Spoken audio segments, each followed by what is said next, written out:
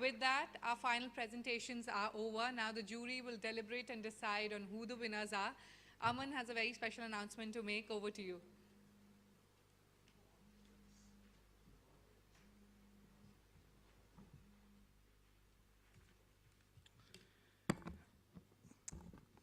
Hi, my name is Aman Jain. I'm the co-chair of the Modern India Economic Forum. I hope you're all enjoying your time.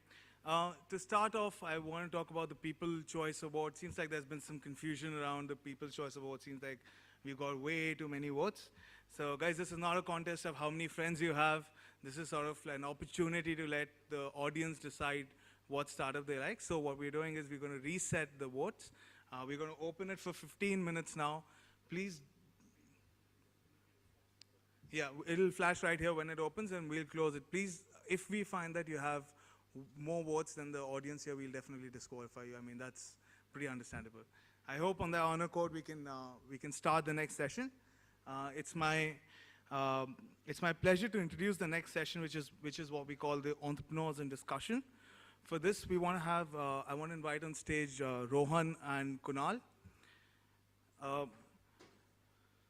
Rohan is a co-founder and CEO of Drum Foods International, the makers of Epigamia Greek yogurt and Hokey Pokey ice cream. I think some of you had the pleasure of enjoying the Greek yogurt just a few minutes during our high tea. Hokey Pokey ice cream is on the top of the list of the super premium ice cream brands available in India. Drum Food is one of the fastest growing FMCG company in India. Prior to moving to India and starting Drum Food, Rohan began his career in finance working for S&P's business, and he's also an MBA from Wharton. So we're really glad to have him here. Next, we have, along with him, we also have Kunal. Kunal is a film actor. Many of you know him because he was part of Rang De Basanti and Aaja Nachle. What is known to few is that he's also a trained pilot and a rally car driver. In 2014, he started to train for Formula 3. Known to his close friends as a tech geek, he co-founded Asia's largest crowdfunding platform called Keto, which raises money for social and individual causes. With that, I want to invite Rohan and Kunal. Rohan and Kunal, everybody.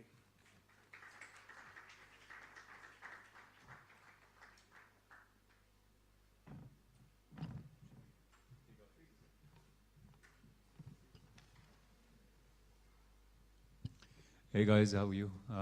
First of all, thank you so much for having us here. It's an absolute pleasure being back here. In fact, I co-founded a crowdfunding platform called Keto about 5 years back, and last year we were here pitching, and we ended up right on top. So it's wonderful to be back here. Absolutely. I think we're tight on time, so should we just get started? Yeah. Sure. So I was just given a list of questions to ask, so I'm going to fire at you first. Yeah. Let's go for it. So Kunal, what was the inspiration for Keto? Well, it was a combination of things. Firstly, I was working in the social space, and I found that there were a number of challenges that the NGOs in this country were facing. Firstly, was the challenge of raising money. I mean, once an NGO reached out to its donor list, it was very difficult to reach out to them over and over again. And that made it difficult for the NGOs. The other thing was that the cost of fundraising was very high. So it's almost about 50% offline, which I thought was really cruel because, only 50 rupees is actually, out of every 100 rupees, only 50 rupees is going to the people that actually need it. And I felt like that was a cost that needed to be lowered. And thirdly, I found that the whole social space in this country had a lot of seriousness and gravity attached to it. So there were a lot of people that wanted to be part of this world, but they were like, maybe this is not for me. Whereas when I looked at the ecosystem out west, people were doing stuff that was serious, but the way they went about it was a lot of fun. There were celebrities who were involved, there were marathons, there were bake sale, people were having garage sales. So the intent was all very serious, but the way they went about it was a lot of fun. So I felt like that was something, that was a culture that needed to come into India as well. And at that point of time, I happened to meet Varun Sheth, who's the co-founder of Keto. And we realized that we were thinking about similar things.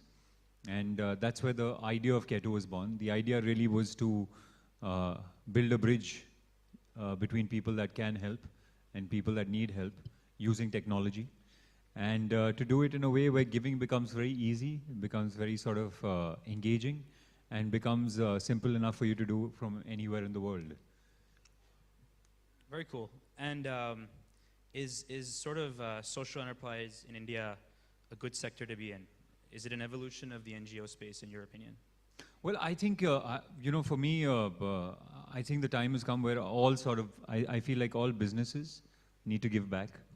I think when you speak to young people across the world now, they're all interested in companies that are not only obviously profitable companies, but companies that are also having a positive impact on the world around them.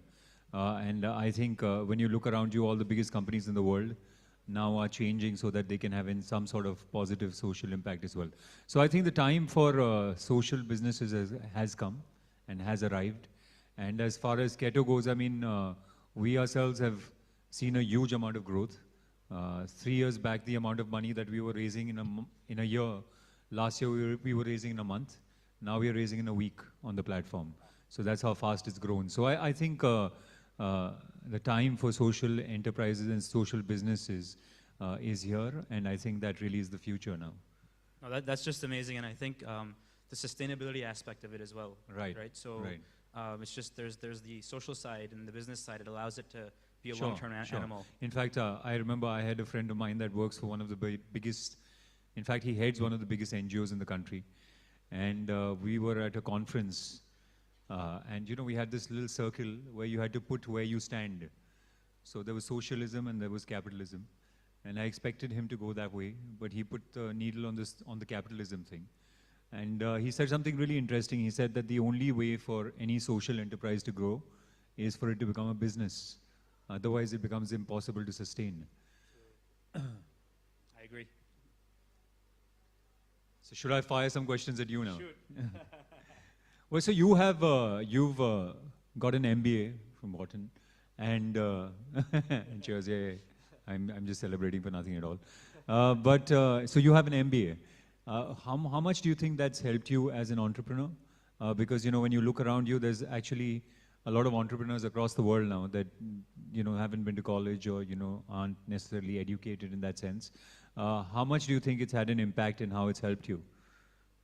No, it's a great question. And so I think I'll just talk a little bit about my story, and I'll tell you how sort of the MBA played into it, and I, you know, quickly run through it. So you know, I was a former I was working in finance in New York, sort of an investment banker in my previous life, and I'd actually come to India and invested in a company called Hokey Pokey, which is the ice cream parlors. And it was more of a side business. There was no vision, there was no scope, you know, there was no business plan.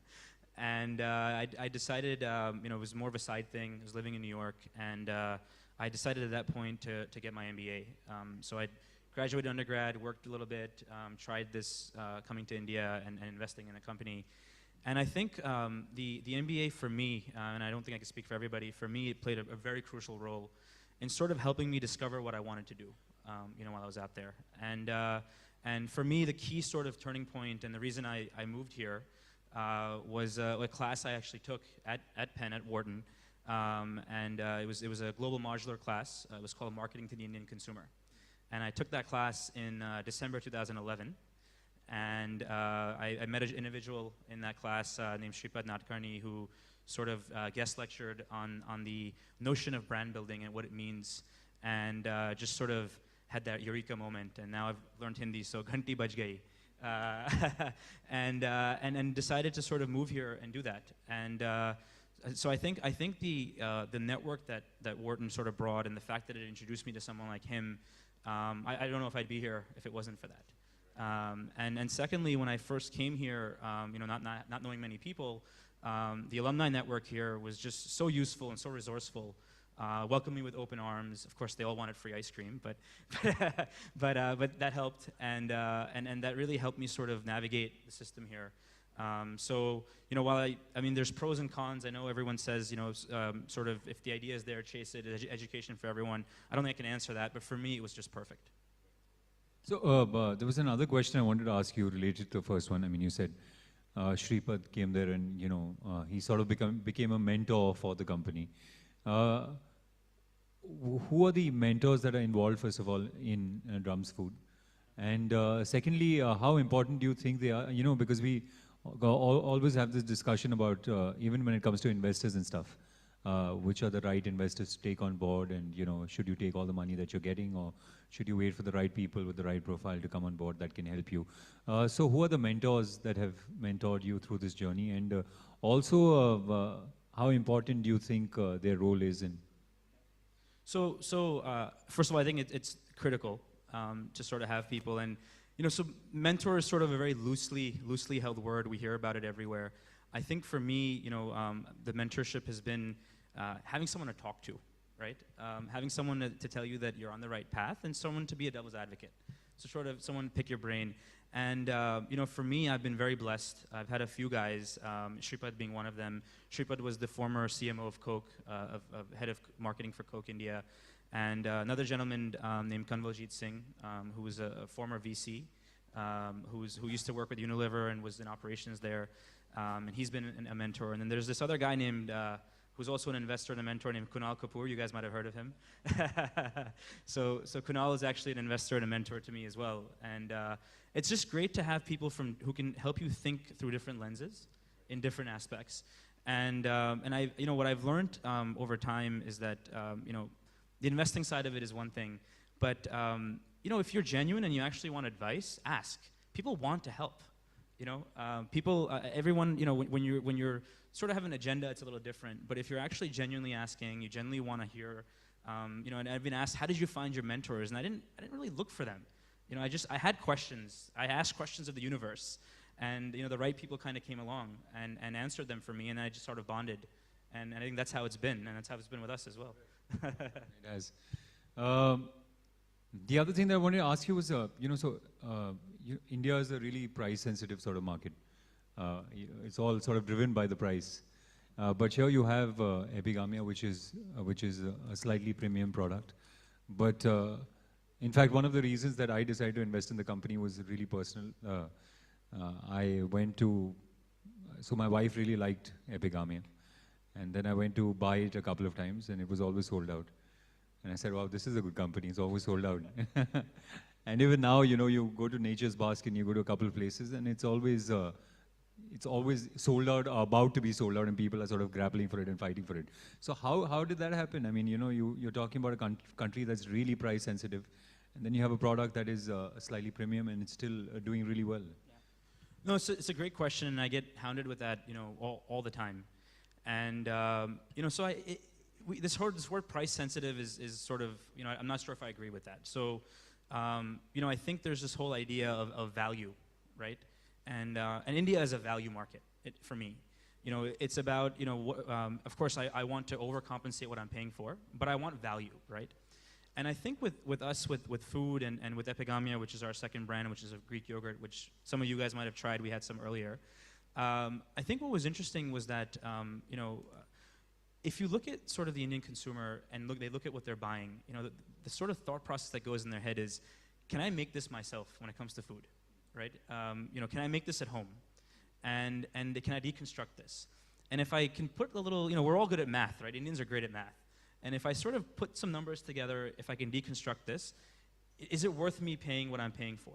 So it's not really about cheap, you know, it's not about 10 rupees versus 30 rupees versus 50 rupees. If I deconstruct this at home, is it worth it? So I'll just give you a simple example, our mango yogurt. You know, an Apus mango, which we all know, the Alfonso mango from the Ratnagiri coast, is not cheap. It costs about 40, 50 rupees. Yet we have a large state of Maharashtra who consumes it like crazy, and it's one of our biggest exports in terms of value propositions. And you look at yogurt that we have, and we strain it. You know, in the Indian context, we're really making Shrikhand. It's a healthier form of Shrikhand is what we make. And if you sort of deconstruct that at home, it's going to be a little more expensive than what we can give it to you for. And therefore, there is a value proposition. And I think that's why we've sort of seen a lot of traction in our product, because, you know, we've had people tell us there's real mango, we can taste it, we know there is, it's not some, you know, coloring or some chemical we put in there. And they know it's a real dahi, it's a real yogurt that we've strained, it's like hung curd. And therefore, I think for us, it's been, our sort of traction has come from the value proposition more so than price sensitivity, if anything. So that's that. I'm going to take the ball back in my court and fire back.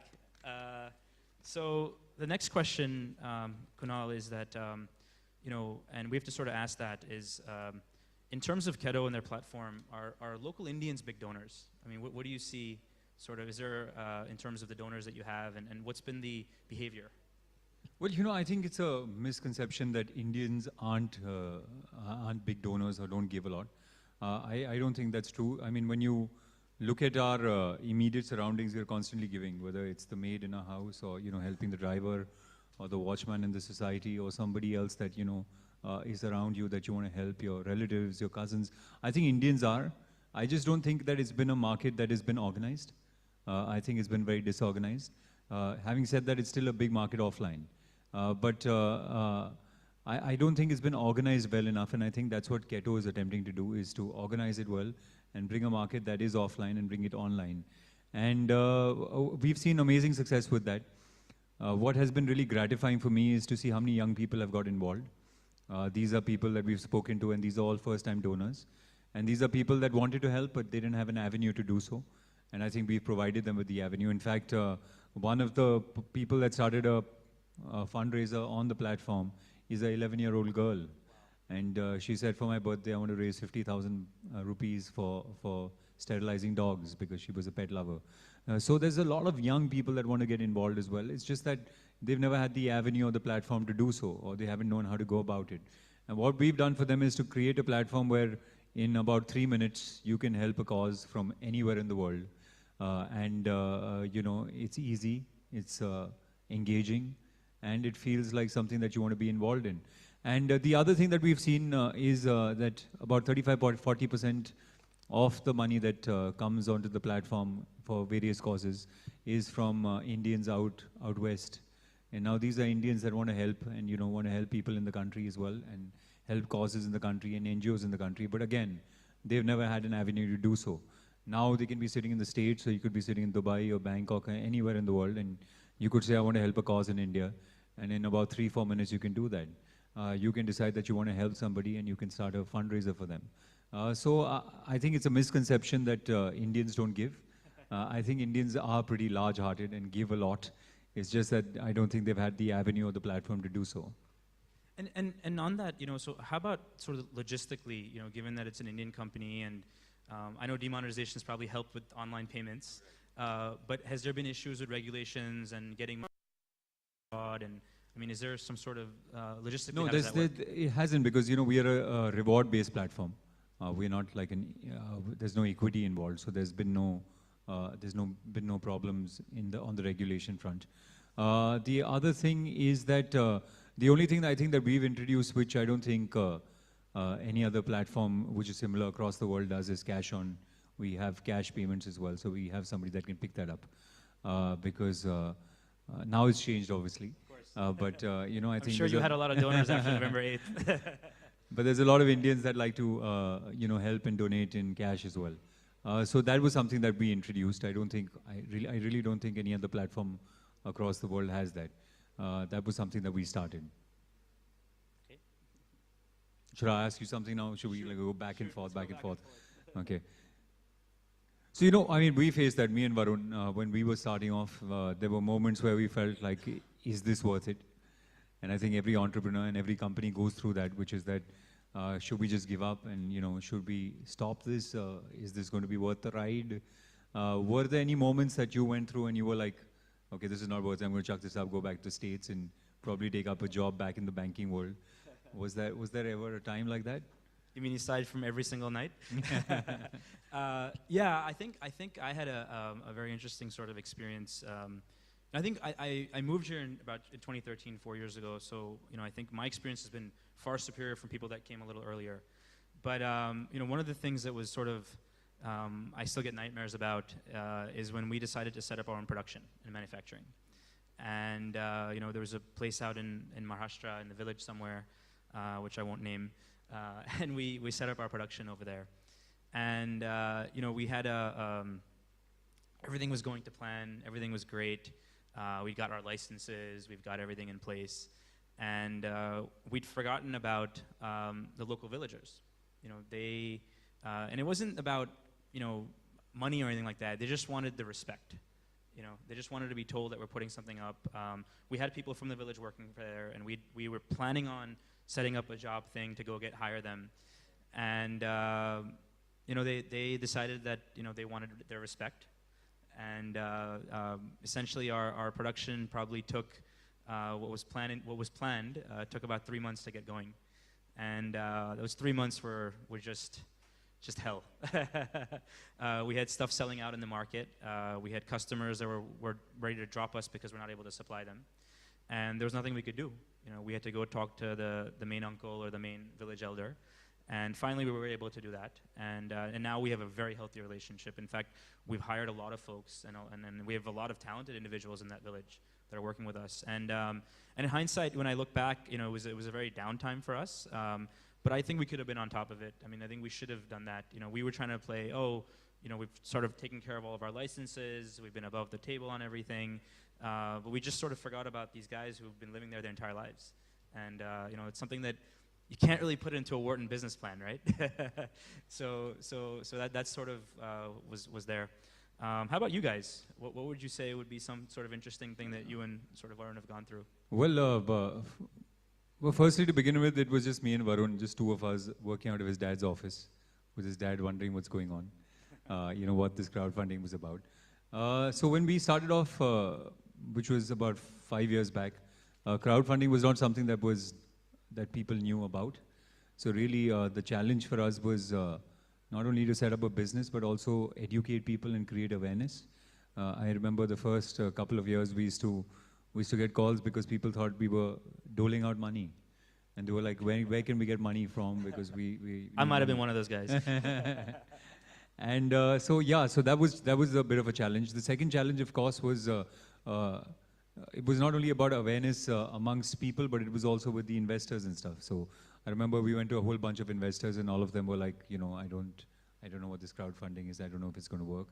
And in fact, this is my favorite story because I think it applies to all companies that are starting off. I remember we went to this one particular investor, and he said, look, I don't think this is going to work. And we were disappointed and ready to leave. And he said, but the important thing is that it's not about my belief, it's about your own belief. Because if you believe in this, then maybe 4 or 5 years down the line, I'll look back and I'll say that I should have believed in it then, you know. And sure enough, about 4 years later, he invested in the company. So that was challenging again, of course, is to educate people. The second challenge was the realization of, you know, it's not always about just a great idea, it's also about a great product. I think it took us a while to get to building a great product. The first couple of years, we sort of struggled with the product. And I think that was the challenge, is to understand the market and to build a product that was really, really good, because, you know, sometimes you think you have a good idea and that's enough, but that's never enough. It's really comes down to how good your product is. So the challenge was also, of course, about building the product. And you know, what would you say would be sort of the future outlook now for Keto? I mean, things are pretty fantastic. I mean, I've been on the platform. I think it's beyond the product. I think it's the people behind it. But what would you say is sort of the 3 to 5 year outlook for you guys as you look forward? Well, you know, I really believe we've just scratched the surface right now. I think there's a long way to go. I think it's a huge market, like I said, offline, and our attempt really is to bring a market that is offline online. So we've just about begun. Going forward, we obviously want to create a lot more awareness and education about crowdfunding, and we often talk about it is, you know, in India, there's 5 steps to when you need money. So first you reach out to your insurance people, and, you know, you use your insurance. Then you sort of dip into your savings. Then you take a loan. And then finally, you reach a place where you have to start selling off your assets. Across the world, and what we're seeing here is that crowdfunding is becoming something where you know, your insurance is done, you've possibly you've finished your savings, and instead of going for a loan, you can start a crowdfunding fundraiser. So we want to be there where, you know, you don't have to dip into your savings, and you can come onto a crowdfunding platform like Keto, and you can say, okay, I'm going to raise money here and reach out to people to do that. That is one thing, of course. The other thing is that we'd also like to expand to other countries within Southeast Asia right now. That is a plan going forward as well. That is something that we're looking at as well. Very cool. What about you guys? I mean, what's the future? That's especially interesting for me as well. What is the future for Epigamia? No, so I think we're we're really excited. We just sort of brought in a new team. I'm allowed to come to a conference like this. I don't have to be in the office all day, we're really excited about the prospects. We've just sort of increased our distribution, and the next year or two, I think will be sort of India centric. But it's great. I was telling someone this earlier. We've had people contact us from different cities in India and say, "Oh, we hear you're the master distributor for Epigamia in India," or you're the importer for this product, and it's great to hear that, right? You're doing something right, and so I think India is a play for us, but we've got a lot of inquiries coming in from the Middle East and abroad, and I think for us it's really important to sort of, and we're really proud, that we're a made in India product, and you don't know how many people come and tell us and say we can't believe this was made here, and I said it's made 2 hours away from here, and it's Indian milk, it's Indian mangoes, it's Indian strawberries. And it would be a big thing for us that 3 to 5 years from now, if we can sort of create a staple, at least in the larger Asia market, and people can proudly look upon made in India for what is essentially dahi that Indians love, and that's how I sort of view us in the next 3 to 5 years. Lovely. Should we? So yeah, I think we're pretty much done, unless there's some questions. Yeah. Okay. Questions from the audience. So. As you just mentioned that you want to become the dahi and you want to promote it as made in India. So your two products, one is is inspired from Cold Stone and the other is a fruit-based yogurt. And do you think those kinds of products are only applicable to middle class, upper middle class, urban population, or do you think you would be able to penetrate into the larger population of India? So I think I'll answer that question in this way. I think for us right now, our focus is the urban population. It's just distribution is a little easier. Cold chain in India is a little tough, and we're building that out. But we have inquiries from all over the country, places like Visakhapatnam and Coimbatore and Salem, and we do send product, and it does sell.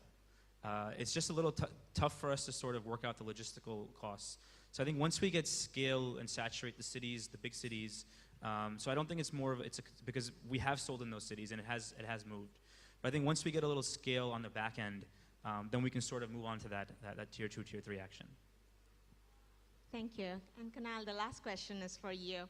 Yeah. So since you see so many stories, which one would you say has been one of the most inspiring story on your platform that kind of made you smile and made you feel that your platform is worthwhile? Well, I think that's something we feel pretty much every day.